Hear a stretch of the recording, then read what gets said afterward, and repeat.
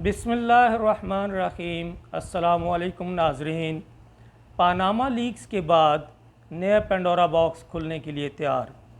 तहकीकाती सहाफ़ियों की बैनुल-अक़वामी consortium ICIJ ने Pandora papers के नाम से नए इंकशाफात का ऐलान कर दिया है। समाजी राब्तों की वेबसाइट ट्विटर पर बताया गया है कि पेंडोरा पेपर्स पानामा पेपर से भी बड़ा स्कैंडल है और इसमें दुनिया के नामवर शख्सियात के माली अमूर के बारे में तफसीलात मौजूद हैं। जैसा कि आपके इल्म में है कि पानामा पेपर्स अप्रैल 2016 में ब्रेक किया था ICIJ ने। इसी तरह से जो पेंडोरा लीक्स या पेंडोरा स्कैंडल है, जो जिसका नाम दिया है पेंडोरा पेपर्स ICIJ ने, ये स्कैंडल या इस इंकशाफ को 3 अक्टूबर 2021 को सामने लाया जा रहा है और पाकिस्तानी वक्त के मुताबिक ये शाम 9:30 बजे या 9 बजे मीडिया पर होगा। इस इंकशाफ, इस पेंडोरा बॉक्स या पेंडोरा लीक्स के ऐलान के बाद कुछ हुकूमती शख्सियात के मुतालिक कुछ पैनिक्स नज़र आ रही हैं और कुछ इतलात और कुछ सफाइयाँ आना शुरू हो गई हैं।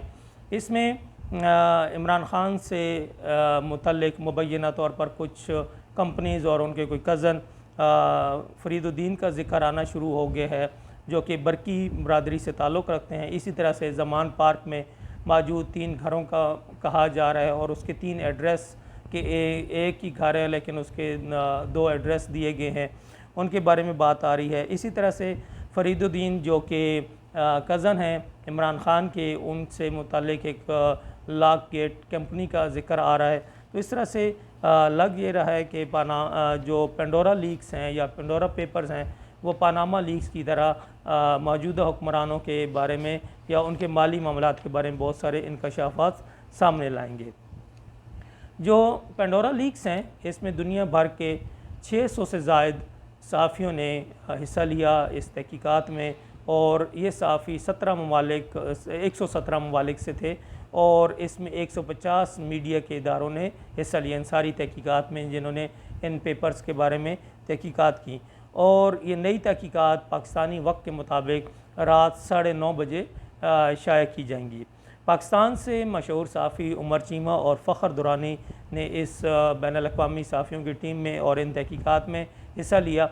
इस वक्त ट्विटर पर इस बारे में बहुत ज़्यादा बहस चल रही है और लोग क्या सराहियाँ कर रहे हैं, मुख्तलिफ़ लोग अपनी अपनी आरा दे रहे हैं।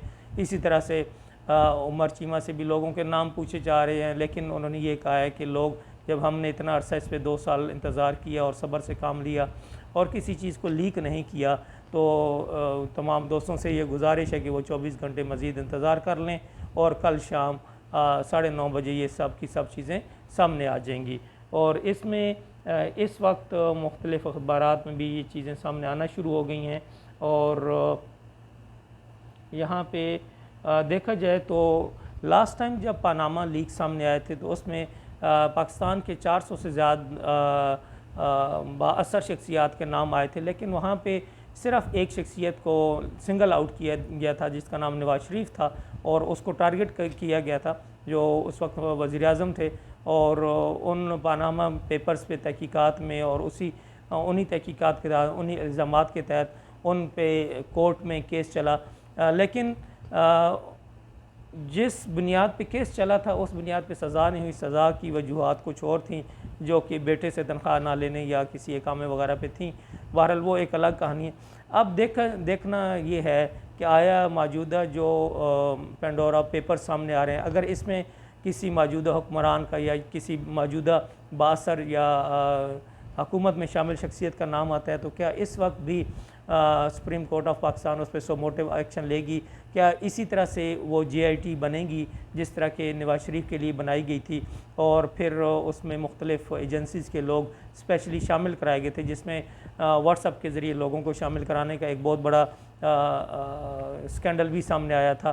तो अब देखना ये पड़ेगा कि ये पहली बात ये कि पेंडोरा पेपर्स में किन किन लोगों के नाम सामने आते हैं और किस पैराए में सामने आते हैं, किस हवाले से आते हैं, वो क्या क्या चीज़ें होंगी जो कि उनकी इन ओहदों जहाँ पे वो मौजूद हैं उनको इफ़ेक्ट कर सकती हैं। तो ये इसके लिए थोड़ा सा इंतज़ार करना पड़ेगा कि क्या सूरत हाल है। बहरहाल अब देखना ये होगा कि अगर हकूमती ज़ुमा जो कि ज़ुमा जो हुकूमत में मौजूद हैं और मुख्तलिफ़ ओहदों पर हैं, अगर उनके नाम इन पेपर्स में सामने आते हैं तो उनके ख़िलाफ़ किस तरह की तहकीकात होंगी, क्योंकि इन लोगों का पनामा के वक्त एक ख़ास मौक़िफ़ था, क्योंकि जी जो साबिक़ा हुक्मरान है उनके नाम पनामा पेपर्स में आए थे। तो इन लोगों का ये मुतालबा था कि वो लोग स्टेप डाउन करें, रिज़ाइन करें और फिर तहकीकात हों।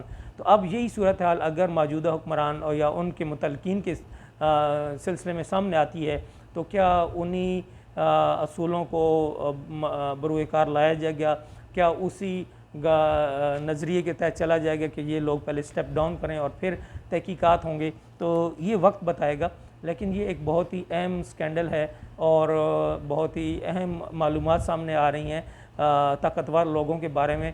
और इसमें पाकिस्तान के, जैसे कि कहा जा रहा है कि मुबैना तौर पर बहुत सारे पाकिस्तानी ताकतवर लोग इसमें मौजूद हैं और वो लोग जो कि इस वक्त इक़्तिदार के ऐवानों में मौजूद हैं उनके नाम आ रहे हैं। तो देखिए कि इन लोगों को किस तरह से यहाँ पे डील किया जाता है सारे के केस को, और फिर देखा जाता है कि अगर किसी ने कोई अपनी ऑफशोर्स कंपनी छुपाई हैं या अपनी कोई दौलत छुपाई है इन कंपनीज़ के ज़रिए से, या कोई मनी लॉन्ड्रिंग की है, कोई अपनी दौलत बाहर भेजी है, या कोई जो भी मामलात हैं माली जो कि डिक्लेयर होने चाहिए थे अपने इलेक्शन के लिहाज से या टैक्स के हिसाब से, टैक्स अगर छुपाया, टैक्स को कम किया गया है या नहीं दिया गया और टैक्स बचाने के लिए अपनी दौलत को छुपाया गया है, तो उस सिलसिले में अब देखना पड़ेगा कि जो पाकिस्तान के तहकीकाती इदारे हैं और सुप्रीम कोर्ट ऑफ पाकिस्तान है, फिर नैब है, फिर FIA है, वो इस पेंडोरा लीक्स के बाद या पेंडोरा पेपर्स के बाद किस तरह से आगे चलते हैं। क्या ये उसी पैटर्न को फॉलो करेंगे जो कि साबिक़ा हुकूमत के दौर में उस वक्त के वज़ीर-ए-आज़म नवाज़ शरीफ के सिलसिले में दिखाया गया था और तेज़ी दिखाई गई थी, या कि इस दफ़ा रिलेक्टेंट रहते हैं। इसी तरह से मीडिया का किरदार बड़ा अहम होगा। उस वक्त मीडिया ने उस मामले को बहुत ज़्यादा उछाला था और बहुत ज़्यादा वक्त उस प्राइम टाइम पनामा पेपर्स को दिया जाता था रोज़ाना की बेस पे। अब देखना ये पड़ेगा कि ये जब पेंडोरा लीक्स सामने आ रहे हैं तो क्या पेंडोरा लीक्स को भी उतना ही एयर टाइम मिल सकेगा, वो प्राइम टाइम मिलेगा। वो तमाम सहाफ़ी जो उस वक्त एक ख़ास लाइन पे चल रहे थे, तो क्या माली बेज़ाब्ती के बुनियाद पे वो जो एक ख़ास लाइन पे चल रहे थे, तो क्या वो उसी तरह माली बेज़ाब्ती की बुनियाद पे उसी ख़ास लाइन पे अब भी चलेंगे या नहीं चलेंगे। तो ये अब वक्त ही बताएगा कि ये एक टेस्ट केस आ रहा है पाकिस्तान के अदलिये के लिए, पाकिस्तान के एहतसाब के इदारों के लिए, पाकिस्तान के मीडिया के लिए, कि क्या वो इम्पार्शियल रह कर जिस तरह वो साबिक़ा हुकूमत के दौर में उन्होंने रिपोर्टिंग की थी, क्या उसी तरह से रिपोर्टिंग करते हैं, या इस दफ़ा वो जानिबदारी का मुज़ाहरा करते हैं और हुकूमत की तरफदारी करते हैं और इस मामले को दबाने की कोशिश करते हैं। इस चीज़ का फ़ैसला तो वक्त ही करेगा। बहरहाल ये आज की एक अहम ब्रेकिंग न्यूज़ है और कल ये पेंडोरा पेपर्स सामने आ रहे हैं, तो देखते हैं कि पाकिस्तान की कौन कौन सी शख्सियात, कौन कौन से शुरफा के नाम इसमें सामने आते हैं। इजाज़त दीजिए, इंशाअल्लाह फिर आपसे मुलाकात होगी। अस्सलामु अलैकुम।